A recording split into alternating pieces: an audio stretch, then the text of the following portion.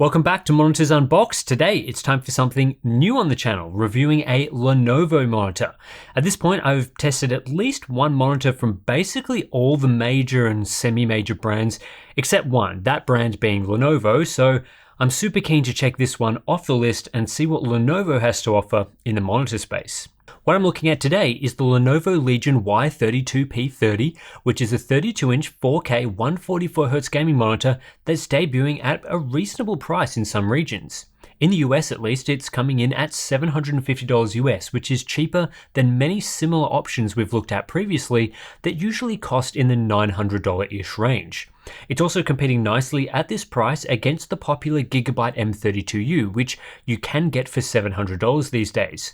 So before any testing has occurred, it's at least nice to see Lenovo releasing a new monitor that's competitively priced right from the start. In terms of technologies here, we're looking at an IPS panel, which is very similar to what we've seen previously in other models, with of course that maximum 144Hz refresh rate and support for various adaptive sync technologies. Also in line with its competitors is weak HDR support. Now it is Display HDR 400 certified, but it just doesn't have the hardware to support HDR in any serious way, which I guess is not unusual at all for Display HDR 400.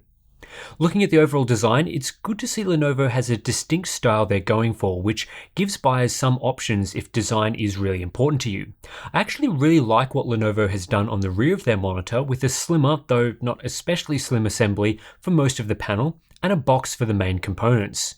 Maybe I am a bit biased though, because the pattern used here looks suspiciously like the Hardware Unboxed and Monitors Unboxed logo if you look really closely.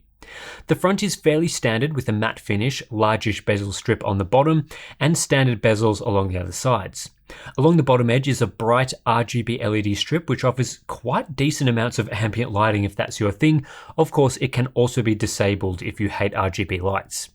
What I'm less of a fan of is the stand, which is quite large and takes up a lot more desk space than other similarly sized monitors I've tested. It doesn't look bad or anything, the outer surface is plastic so it isn't the most premium finish, but yeah, it is a big stand base. The good news is the stand offers a lot of height adjustment, more than average, so you can have it sitting quite high, plus there's tilt and swivel support. Port selection is solid with 2 HDMI, 1 DisplayPort and 1 USB Type-C with DisplayPort Alt mode. While the HDMI ports are 2.1 spec, they only support 24 gigabits per second of bandwidth and use DSC to achieve 144Hz, a non-issue for PC users and some input devices, but not ideal for devices that don't fully support DSC like the PlayStation 5. On the PS5 it will be limited to a 420 output at 4K 120Hz. There's also a few USB ports dotted around the place. The OSD is controlled through a directional toggle which is quick and easy to navigate. It has a typical range of color features and also integrates a KVM switch, a great addition that keeps up feature parity with other brands. The gaming specific features are a little lacking though if you are interested in using them. There's only a refresh rate display and dark boosting mode, no support for crosshairs and other things. Looking at response time modes now, Lenovo includes 5 overdrive settings on the Y32p-30, including overdrive off, which we'll start with. The off setting isn't especially fast, so I wouldn't recommend it for gaming, however it does guarantee no overshoot at all refresh rates if that's important to you. Level 1 overdrive is only a very minor improvement on overdrive off, while level 2 is another small step up in performance. It's really the level 3 mode where we see the best optimized performance for gaming at 144Hz. The response time average has improved to 6.3 milliseconds, there's no appreciable overshoot, and cumulative deviation under 500 on average is a good result for a 32-inch 4K IPS panel. It probably could be tuned slightly more aggressively, but I still think this is a solid result. What's less solid is the level 4 mode, which does achieve a 4 millisecond average response, but increases the overshoot to a noticeable degree, with nearly 60% of all transitions exhibiting at least a 15% overshoot, which presents itself as inverse ghosting or a bright trail behind moving objects. I'd recommend the use of level 3 overdrive instead. What's also good to see is the level 3 mode is very usable across the majority of the refresh rate range. It's fast at 120 and 100Hz, with only a minor amount of overshoot visible even as low as 85Hz, so that's great for gamers that want to utilize variable refresh rates in the mid to upper range. At 60Hz, inverse ghosting is manageable, but somewhat visible in practice with a rate of 26%. For the optimal experience with fewer artifacts, I'd recommend dropping down to level 2 overdrive at 60Hz, which has no overshoot at this refresh and better cumulative deviation. For variable refresh gaming, this means the Y32p-30 doesn't have a single overdrive mode experience, but it's one of the better monitors without that experience, as the level 3 mode is very usable for 144Hz down to just above 60Hz. Were variable overdrive used, it could have tidied up the 60Hz experience, but I think for most gamers, what we're seeing here will be decent, and it's much better than some other products where the cutoff point between two overdrive settings is more around 120 to 100Hz instead of as low as, say, 85 to 60Hz. Compared to other monitors, this Lenovo Legion is in an interesting position. It is towards the bottom of the chart when looking at max refresh rate performance, but crucially it outperforms some of the slower 32-inch 4K monitors I've tested, such as the MPG 321 UR-QD and PG32UQ.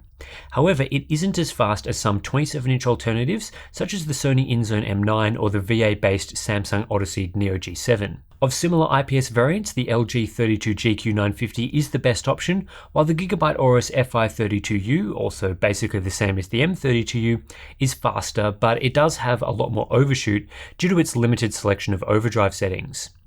For average performance, the Y32p-30 is decent and pushes further ahead of the slow 32-inch model, so if gaming performance is key to you, this is a much better choice than, say, the PG32UQ. It also gets reasonably close to the LG 32GQ950, but ultimately the LG is better tuned as it has lower overshoot on average. Meanwhile, the Gigabyte FI32U isn't amazing with its high inverse ghosting rate, owing to its lack of overdrive options that either delivers that performance or a slow 10.5 millisecond average with no overshoot. The Lenovo is the better tuned and more balanced monitor for response times. Cumulative deviation is pretty good owing to the nice balance between response times and overshoot.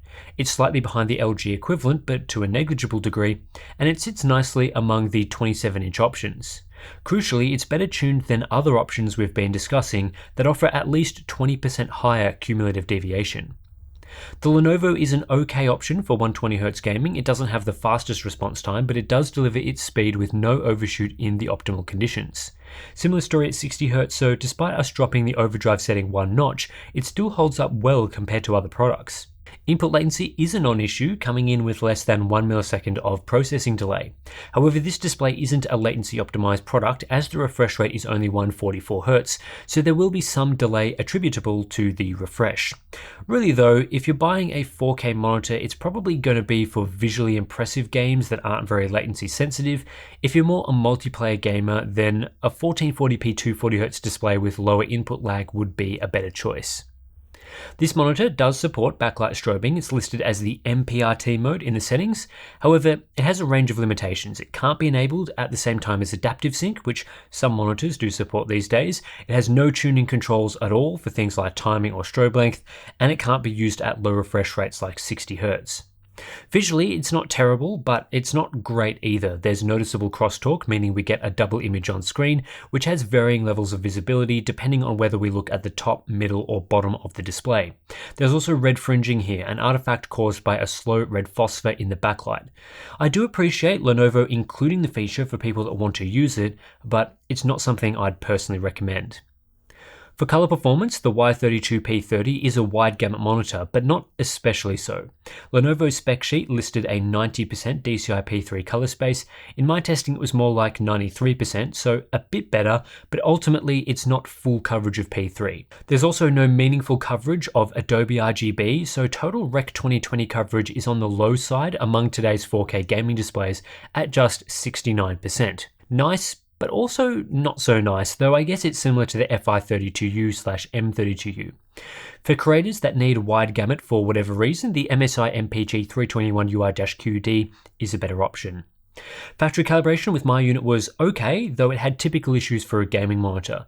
Grayscale performance was respectable with only a slightly warm color tone and a few gamma issues, but otherwise perfectly fine. The gamut is unclamped by default, so there's a small amount of oversaturation when viewing SDR content, but as the panel doesn't have an especially wide color gamut, this isn't a huge deal relative to some other displays. In fact, if we look at our comparison chart for factory performance, Grayscale is right in the middle, where Color Checker is in the upper half of the models we're looking at. So while it's not a perfectly calibrated display, I'd say it's a bit better than average. There's a pretty standard sRGB mode included here with the usual locked features. Accuracy is improved for colors and the gamut is appropriately clamped. However, overall delta E's aren't quite good enough for me to classify this as a factory calibrated monitor for SDR, something Lenovo do advertise. It's not bad, it just falls a bit short and only has average performance. With all of that said, this display is very easy to properly calibrate using software like CalMan. Because the screen isn't that far off accurate, it can be quickly pulled back into action and it delivers strong results after calibration. The only remaining issue is the limited P3 coverage, so overall accuracy for wide gamut work is reduced a bit as it just can't show that top 7% of the color range. One thing I will say is that it's crucial to enable the brightness native setting in the OSD for the best performance, as when that setting is switched off, it badly hurts the contrast ratio and brightness. Speaking of those things, maximum brightness is average at around 377 nits after calibration, which is right around what Lenovo advertises. Minimum brightness is 48 nits, so that's also acceptable. Then we get to contrast ratio, which is also decent for an IPS panel at a little over 1000:1. No issues here, and contrast was actually quite a bit better than my FI32U sample. With that said, it's hardly amazing, as a lot of IPS displays have similar performance, and of course contrast is nowhere near the level of a VA or OLED. Viewing angles from this IPS panel are standard, no complaints. Uniformity was only okay though. When viewing bright images, it looks pretty decent, but my sample had a bit of IPS glow in the bottom corners, which isn't ideal. The LG 32GQ950, for example, has much better IPS glow handling due to its more advanced IPS panel, but this Lenovo is using more traditional technology. Final segment of this review is the Hub Essentials checklist, which looks to see whether Lenovo are accurately advertising this monitor and meeting basic minimum performance standards. Very few issues with the first two sections, as Lenovo provides a generally accurate and quite detailed spec sheet. The only issue I'd bring up is that factory calibration doesn't really live up to its claims, but even then it does get somewhat close to our threshold. Motion performance was a surprise, as Lenovo actually provides separate response time figures for each mode, the fastest of which being 0.2 milliseconds for the MPRT mode, which is kind of funny and irrelevant, but other modes are listed between 2 and 7 milliseconds. The best mode, at least in our testing, the level 3 mode, is listed at 3 milliseconds, and while this isn't accurate on average in our testing, it can achieve 3 milliseconds in the best cases, and I do have to commend Lenovo for getting closer to accurate numbers here than a typical LCD monitor maker that just slaps on 1 millisecond with otherwise no real consideration. Unfortunately though, the HDR performance of this display is bad and doesn't really provide any meaningful HDR at all, as it simply lacks the hardware capabilities. Peak brightness is dim at a touch under 400 nits, gamut coverage falls short, and despite advertising 16 local dimming zones, I didn't really see evidence of this in practice. There could be 16 edge-lit zones here, but they seemed ineffective to me and didn't enhance the contrast to be better than native, even under ideal test conditions for edge-lit screens. Either way, I would not buy this monitor for HDR at all. Last section includes issues and defects, of which I didn't find any for this monitor, which, well, it is a great result. The Lenovo Legion Y32p-30 is a good monitor overall. I don't think it's the overall best 32-inch 4K 144Hz monitor that I've tested, but it does a reasonable job across several areas, and there weren't any glaring issues aside from the expected bad HDR performance. With Lenovo targeting the lower end of the price range for this type of monitor, again, it's not a cheap display, but it's not as expensive as the best options, I think I could recommend this display in some situations. The area I was most impressed with was response time performance. 32-inch 4K panels have had an issue with speed since they started arriving as serious gaming displays, often with either lackluster overall performance or mediocre tuning and a lack of overdrive options. The Y32p-30 is a bit different in that it does have some well-tuned modes. Performance is decent from a modern IPS, and it offers speed in line with 27-inch 4K monitors, which many 32-inch variants don't. I'd place this second to the LG 32GQ950 across all the variants I've tested so far, and honestly, it's great for 4K 144Hz gaming. Color performance is okay, but it's not an area that will wow you significantly here. Perfectly fine for SDR usage and standard gamuts like sRGB and Rec 709, but beyond that, this Legion display has weak wide gamut support, average brightness and contrast, plus the potential for IPS glow issues. If you're after full DCI-P3 or Adobe RGB coverage for your creative work, there are options out there that serve that purpose better. This monitor is more suited to less color-sensitive productivity work like spreadsheets or coding, as well as gaming, of course. Factory calibration is somewhat better than average, but probably not a key selling point. It's also quite obvious after testing that the panel used here is the same or very similar to the panel used in the Gigabyte Fi32U and M32U, as opposed to the LG, MSI and Asus options I've also reviewed.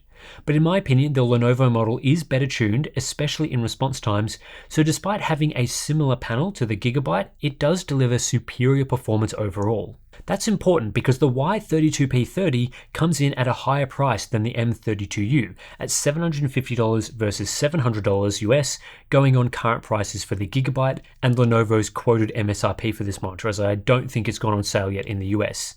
At this sort of price difference, I'd recommend the Lenovo. I think getting better motion performance is worth paying $50 more for. However, it becomes more difficult when the M32U goes on sale, which happens every so often. I've seen it hit $650 and even $580 at times. If the Gigabyte was $100 cheaper or more, that's probably what I would go with. I also think the Y32p-30 is far too expensive in Europe with a quoted MSRP of €1,000.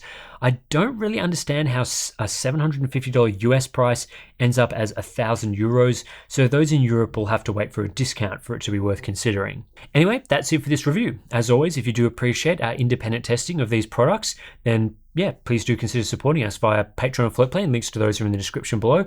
Also, subscribe to Monitors Unboxed for more monitor content in the coming weeks. I know there's been some very hotly anticipated reviews, some things that you guys have been requesting, and I am expecting to get things like the LG OLED and those sorts of things in shortly. So we should be able to test those on the channel soon. Anyway, that's it for this one. Thanks for watching. I'll catch you in the next one.